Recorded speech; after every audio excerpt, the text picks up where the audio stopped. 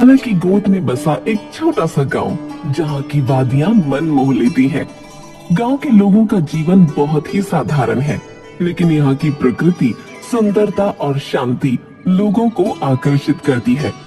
गांव में एक छोटी सी दुकान है जहां मोमोज वाली आंटी अपने हाथों से मोमोज बेचती हैं।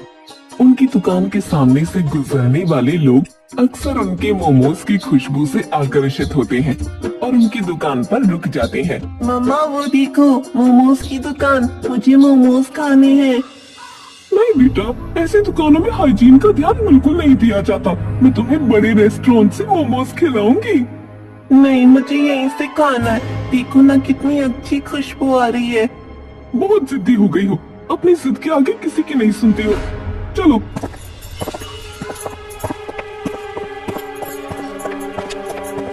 सुनिए, एक प्लेट मोमोज लगा दीजिए। हाँ मैडम, आइए ना, आप टेबल पर बैठ जाइए। ओफो, कितनी गंदगी है यहाँ, सो अनहाइजीनिक। अब मैं भी साफ कर देती हूँ मैडम। मोमोज वाली औरत, जिसका नाम निर्मला था, वो जल्दी से अपनी साड़ी के पल्लू से ही टेबल साफ करने लगती है, जिसे देखकर वो औरत अपना मुंह बना लेती है। थोड़ी देर बाद निर्मला जब मोमोज की प्लेट लगाती है। मम्मा आप ही खाओ ना, मैं सच कह रही हूँ, बहुत टेस्टी है, खाओ ना प्लीज। अच्छा ठीक है, मैं बस एक टेस्ट करूंगी। वो औरत मुंह बनाते हुए एक मोमोज खाती है। अरे, ये तो सच में बहुत टेस्टी है। खाते ही ऐसा लगा जैसे मुंह में घुल गया। मुझे तो लगा था ऐसी जगहों पर चीजें बहुत गंदी बिकती हैं, लेकिन इसका टेस्ट तो बहुत अच्छा है। कैसा लगा मम्मा? मैंने कहा था ना टेस्टी है। हाँ ठीक है, मुझे लगता है एक प्लेट हमें और मंगवाना चाहिए। उन दोनों की बातें सुनकर निर्मला मुस्कुराने लगती है। निर्मला की दुकान भले ही छोटी थी, लेकिन उसमें बिकने वाले मोमोज और निर्मला का व्यवहार दोनों ही लोगों को बहुत पसंद आती थी। निर्मला का एक 7 साल का बेटा भी था। मम्मी, आप मेरे स्कूल की फीस टाइम पर क्यों नहीं जमा करवाती हो? आपकी वजह से हमेशा मुझे क्लास में शर्मिंदा होना पड़ता है। क्या हुआ बेटा, टीचर ने कुछ कहा क्या? अब ज्यादा अनजान बनने का नाटक मत करो, ये आपका हर बार का ड्रामा है। आप समय पर स्कूल की फीस जमा नहीं करवाती और टीचर पूरी क्लास के सामने मुझे फीस के लिए टोकती है, जो मुझे बिल्कुल अच्छा नहीं लगता। गोलू की बातें सुनकर निर्मला मायूस हो जाती है और अपनी दुकान का पैसे वाला गल्ला खोलती है, तो उसमें सिर्फ चिल्लर पड़े होते हैं। गोलू, फीस भरने के लिए इतने पैसे तो काफी नहीं होंगे।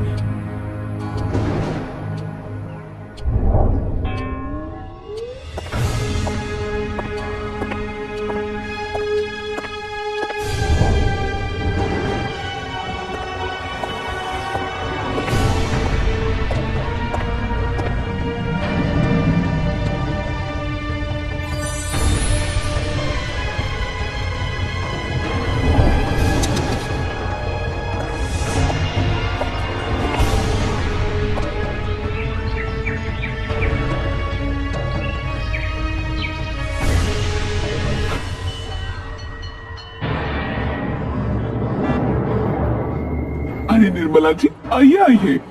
मैडम, ये लीजिए, मैं आपके लिए थोड़े से मोमोज लाई हूँ, आप अपने बच्चों को खिलाइएगा। अरे निर्मला जी, इनकी क्या जरूरत थी, लेकिन अब आप ले आई हैं तो मैं रख लेती हूँ। मैडम, वो मैं कह रही थी, मैं आपको देर से ही सही, लेकिन फीस तो दे ही देती हूँ। आप गोलू को क्लास में फीस के लिए मत बोला कीजिए। अरे निर्मला जी, हमें भी कोई शौक नहीं है बच्चों को क्लास में फीस के लिए बोलने का, लेकिन बिना बोले आप जैसे पेरेंट्स फीस जमा ही नहीं कराते हैं, इसलिए हमें बोलना पड़ता है। हाँ, आपकी बात भी सही है। ये लीजिए आपकी इस महीने की फीस। ये क्या, इतनी सर्दी में आपने साधारण सी चप्पल पहन रखी है? निर्मला कोई जवाब नहीं देती। अब ठीक है मैडम, मैं चलती हूँ। निर्मला चेहरे पर नकली मुस्कान रखे प्रिंसिपल के ऑफिस से बाहर निकल जाती है। पता नहीं है प्रिंसिपल अपने आप को क्या समझती है, एक बात सुनने को तैयार नहीं होती। मन तो कर रहा था मोमोज वापस छीन लो।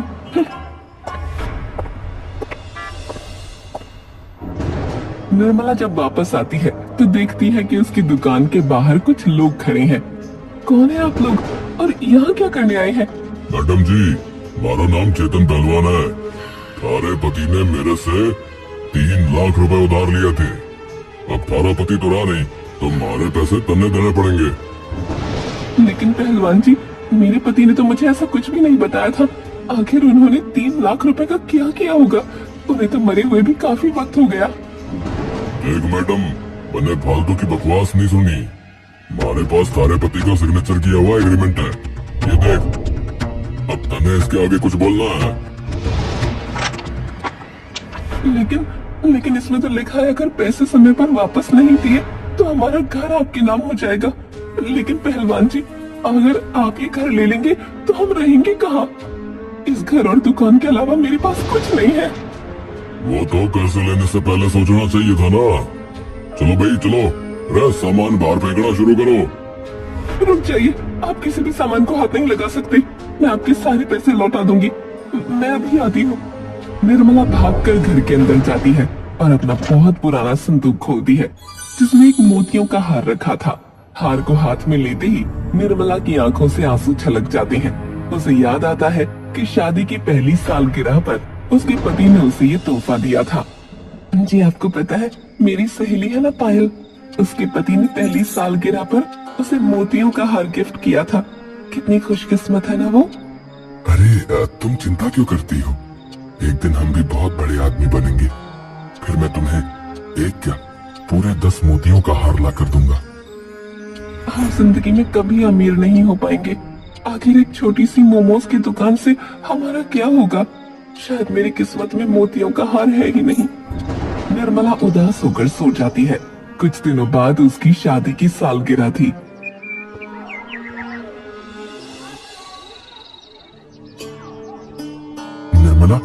निर्मला कहाँ हो तुम? देखो मैं तुम्हारे लिए क्या लाया हूँ। क्या हुआ? इतना शोर क्यों मचा रही है? दुकान में बहुत सारे कस्टमर बैठे हैं, मुझे उन्हें मोमोज सर्व करना है। हम इतने अमीर नहीं कि हमारी दुकान में 10 नौकर काम कर रहे हो। सारा काम मुझे अकेले करना पड़ता है। अरे तुम अपनी आंखें तो बंद करो, मैं तुम्हारे लिए एक तोहफा लेकर आया हूँ जिसे देखकर तुम बहुत खुश हो जाओगी। हाँ, मोतियों के हार के अलावा और कोई चीज मुझे खुश नहीं कर सकती, और मुझे पता है मोतियों का हार खरीदने की हमारी औकात नहीं है। अरे तुम आंखें बंद तो करो। हाँ, अब ये लो तुम्हारा तोहफा। अरे ये तो मोतियों का हार है, लेकिन आपने ये कहाँ से खरीदा? ये असली तो है ना? अरे हाँ हाँ, ये पूरा असली है। आपका बहुत बहुत शुक्रिया। आप सोच भी नहीं सकते कि मैं कितनी खुश हूँ। आपने मेरा सपना पूरा कर दिया। आप सच में बहुत अच्छे हैं। मैं इसको जिंदगी भर संभाल कर रखूंगी। तो आपने मेरे लिए मोतियों का हार ऐसे खरीदा था।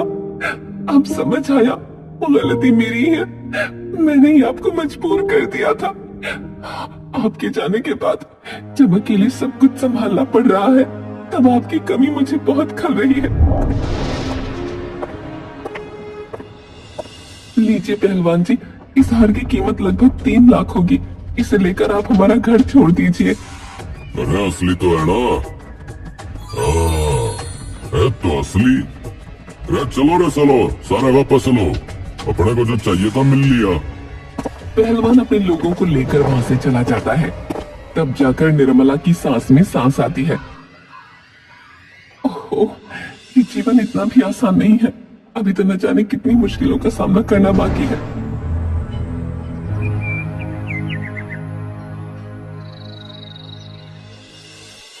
निर्मला पहाड़ों पर अपनी छोटी सी मोमोज की दुकान चलाकर अपने बेटे को पाल रही थी।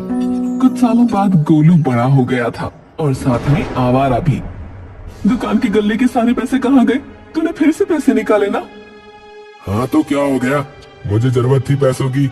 आपसे मांगता तो आप देती नहीं, इसलिए मैंने खुद निकाल लिए। गोलू तो बहुत बदमाश हो गया है। अब मैं बूढ़ी हो रही हूँ, अब तुझे दुकान संभालनी चाहिए।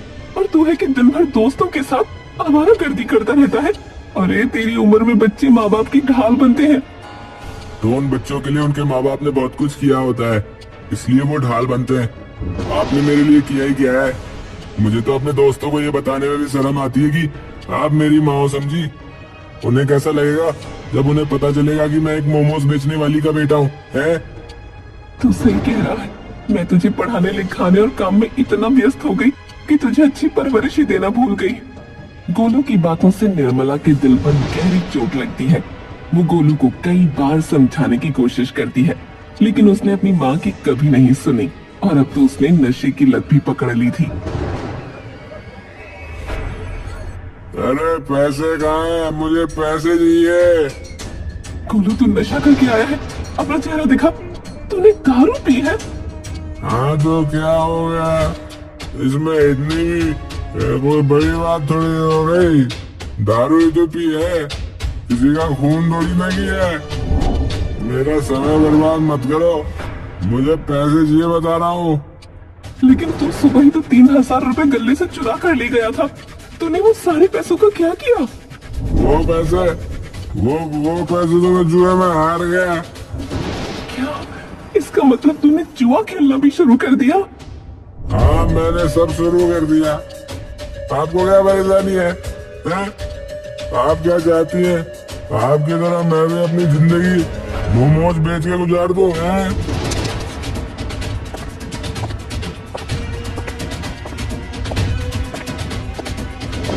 निर्मला की जिंदगी में एक परेशानी जाती थी तो दूसरी आ जाती थी। अपने बेटे का हाल देखकर वो बहुत परेशान हो जाती। तभी उसे किसी की आवाज आती है।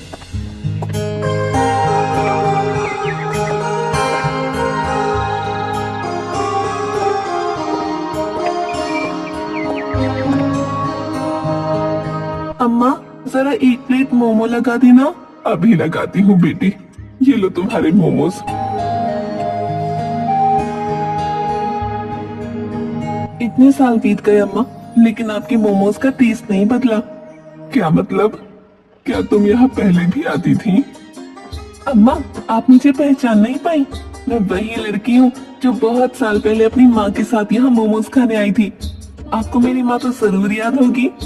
हाँ, जो हर बात पर सो अनहाइजीनिक बोलती रहती थी।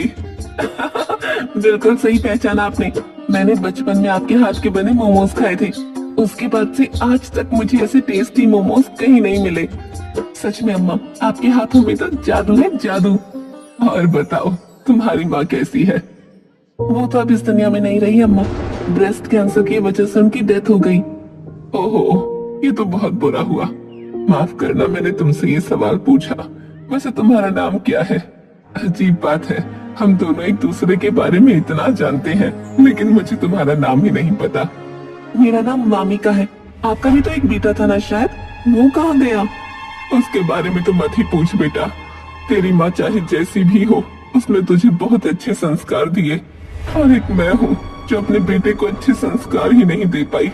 मैंने उसके लिए क्या कुछ नहीं किया, अपनी सारी खुशियों का गला घोंटकर उसकी जरूरतों को पूरा किया, और वो, उसके बारे में तो मुझे किसी को बताने में भी शर्म आती है। अब तो उसने नशा करना और जुआ खेलना भी शुरू कर दिया है। बुढ़ापे में भी सुख नसीब नहीं हुआ मुझे। हम दोनों में एक अजीब सिमिलैरिटी है ना अम्मा। आपका बेटा होते हुए भी आप अकेली हैं, और मैं भी कई सालों से अपना जीवन अकेले बिता रही हूँ। लेकिन बेटा, तुम्हारे पिताजी, तुमने उनके बारे में कभी कोई जिक्र नहीं किया। दरअसल मैंने कभी अपने पिता की शक्ल नहीं देखी, लेकिन लोगों से सुना है कि मेरी माँ उनकी दूसरी पत्नी थी। जब मेरी माँ को उनकी पहली पत्नी के बारे में पता चला तो मेरी माँ ने उन्हें छोड़ दिया। उस समय मैं बहुत छोटी थी। ओह, ऐसा है। लेकिन पता नहीं क्यों मुझे कभी पापा से नफरत नहीं हुई। मैं उनसे नफरत करना चाहती हूँ, लेकिन मेरा दिल कहता है कि उनके साथ जरूर कुछ बहुत बुरा हुआ था।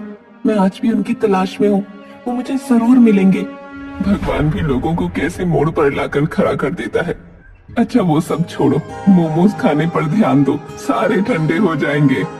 अरे हाँ, मुझे आपके साथ इतना अपनापन सा लगा कि बातें करते करते मोमोज के बारे में भूल गई।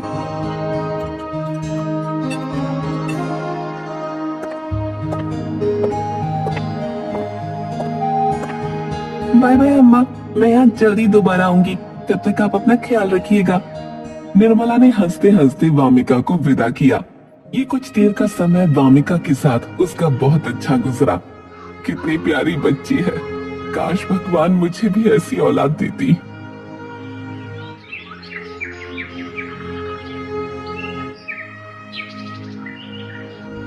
अब तो गोलू की नशे की लत बहुत ज्यादा बढ़ गई थी।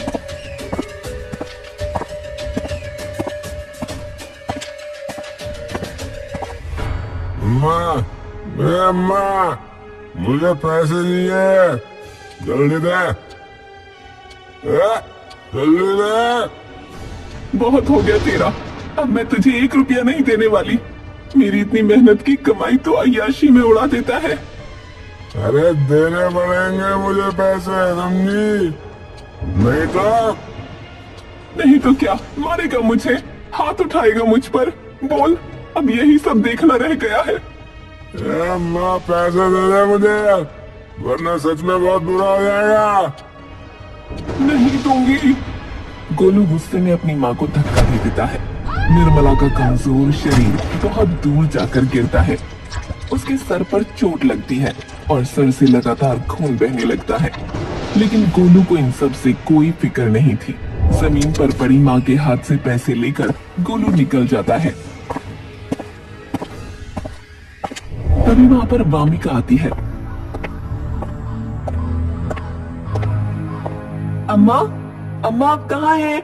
मैं आपको आज एक खुशखबरी सुनाने आई हूँ।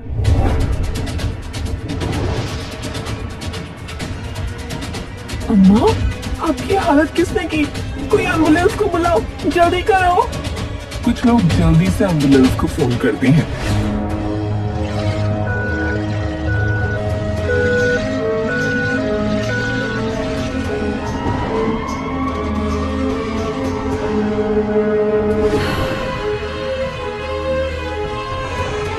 निर्मला की जब आंख खुलती है तो वो अपने आप को अस्पताल के वार्ड में पाती है। अम्मा, आपको होश आ गया? आप ठीक तो है ना? आपके साथ ये सब किसने किया अम्मा? आप मुझे एक बार उसका नाम बताइए, मैं उसे छोड़ूंगी नहीं। गोलू, मेरा बेटा, पैसों के लिए उसने मुझे धक्का दे दिया था। हमें उसे ऐसे नहीं छोड़ना चाहिए, वो बहुत खतरनाक हो चुका है। मैं अभी पुलिस को फोन करती हूँ।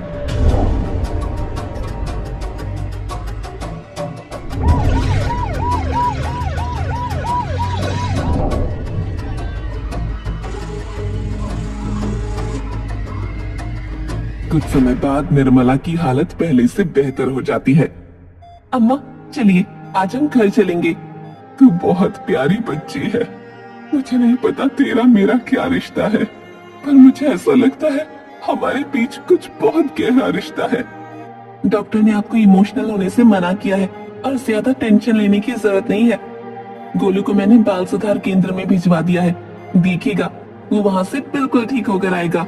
तब तक आपका ख्याल मैं रखूंगी। और हाँ, एक और बात तो मैं आपको बताना भूल ही गई, लेकिन वो मैं घर चलकर बताऊंगी।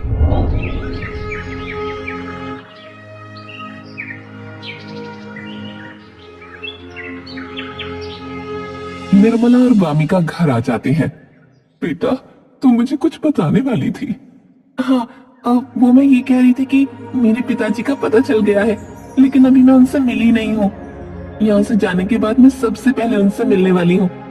तो तुझे जाना चाहिए, मेरी वजह से तूने अपना इतना जरूरी काम नहीं किया। आप भी बहुत जरूरी है अम्मा। मैं कल सुबह अपने पापा से मिलने जाऊंगी।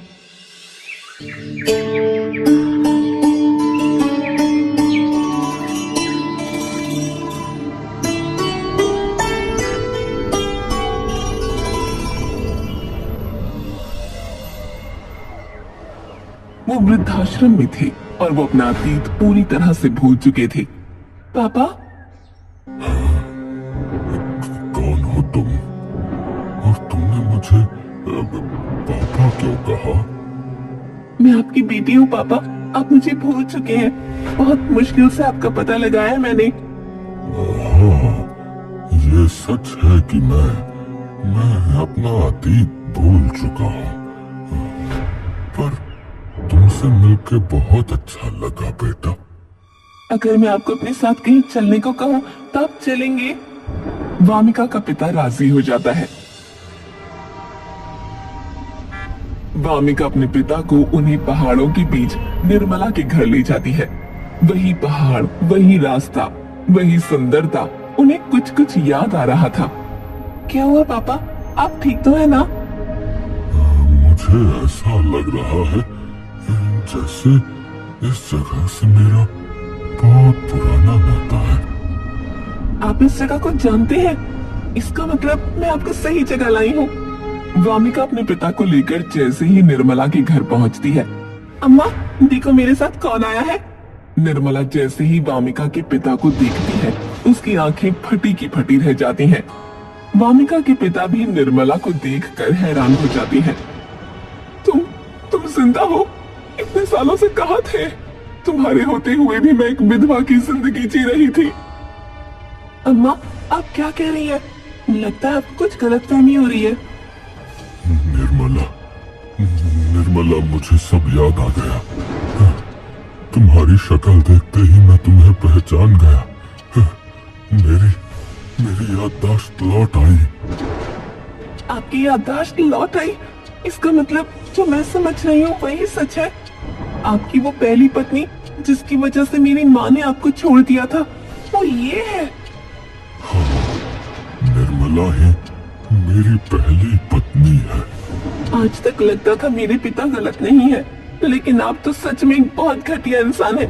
जब आपका अच्छा खासा परिवार था तो आपने मेरी माँ की जिंदगी क्यों बर्बाद की? मैंने ये सब जानबूझकर नहीं किया बेटी। निर्मला, तुम्हें तो याद होगा ना, उस बरसात के मौसम में तुम मुझे शहर जाने से मना कर रही थी। सुनिए, इतनी बरसात में कहाँ जा रहे हैं? पहाड़ों पर बहुत फिसलन होती है। देखो, तुम गोलू का ध्यान रखो निर्मला। मैं शहर से जल्दी ही लौट आऊंगा। मुझे वहाँ कुछ बहुत जरूरी काम है। चिंता मत करो, मैं सही सलामत आऊंगा। ऐसा कहकर मोहन शहर के लिए घर से निकल जाता है।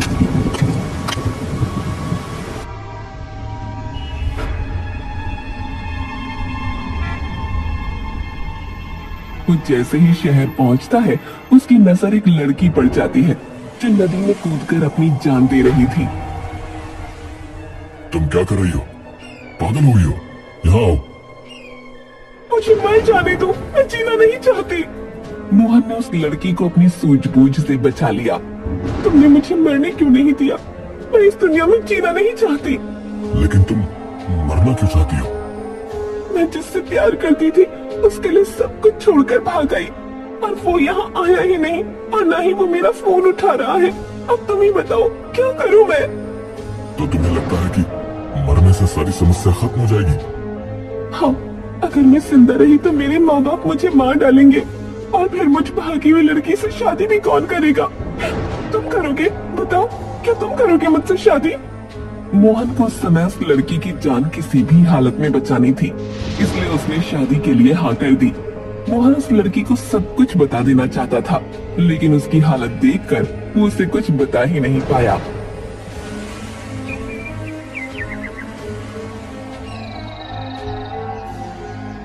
ये मैंने क्या कह दिया?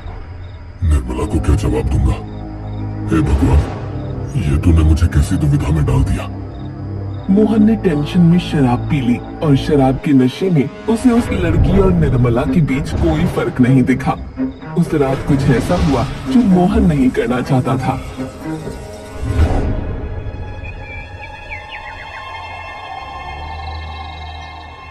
मोहन ना निर्मला को कुछ बता पा रहा था, और ना ही अपनी दूसरी पत्नी को। एक दिन वो बहुत हिम्मत करके अपनी दूसरी बीवी के पास गया। सुनो, मैं तुम्हें कुछ बताना चाहता हूँ। मैं भी तुम्हें कुछ बताना चाहती हूँ, लेकिन पहले तुम बताओ। तुम मेरी दूसरी पत्नी हो। मैं शादीशुदा था, और मेरा एक 2 साल का बेटा भी है। क्या? तुम क्या कह रही हो? तुमने मुझे ये सब पहले क्यों नहीं बताया? मैं किसी की दूसरी पत्नी बनकर नहीं रह सकती। मुझे डर था कि कहीं तुम फिर से आत्महत्या करने की कोशिश ना करो। तो फिर मेरी बात भी सुन लो। आज के बाद मुझे अपनी शक्ल मत दिखाना, क्योंकि मैं तुम्हारे बच्चे की माँ बनने वाली हूँ। उसी दिन मोहन को उसकी दूसरी पत्नी ने छोड़ दिया था, और जब वो वापस निर्मला के पास लौट रहा था उसे सब कुछ बताने के लिए, तभी पहाड़ों की फिसलन में उसका पैर फिसल गया और वो अपनी सारी याददाश्त खो बैठा। और आज तक मुझे ऐसा लगता रहा कि पहाड़ों में फिसलकर आपकी मौत हो गई। मुझे माफ कर दीजिए, मैंने आपको कभी ढूंढने की भी कोशिश नहीं की। माफ माफी तो मुझे तुम दोनों से मांगनी चाहिए। मुझे माफ कर दो। नहीं पापा, आपकी कोई गलती नहीं है। आपने वही किया जो आपको ठीक लगा। मुझे लगता है अब हमें सब कुछ भूलकर एक नए जीवन की शुरुआत करनी चाहिए। क्यों अम्मा, मैंने सही कहा ना? अब सॉरी माँ, मैंने सही कहा ना? निर्मला की आंखें भर आती हैं और वो वामिका को गले से लगा लेती है। कुछ समय बाद गोलू भी पूरी तरह से ठीक होकर घर आ जाता है। सारी बात जानकर वो भी बहुत खुश होता है और अब वो परिवार मिलजुल कर खुशी से मोमोज की दुकान चलाने लगता है और अपना जीवन खुशी खुशी व्यतीत करने लगते हैं।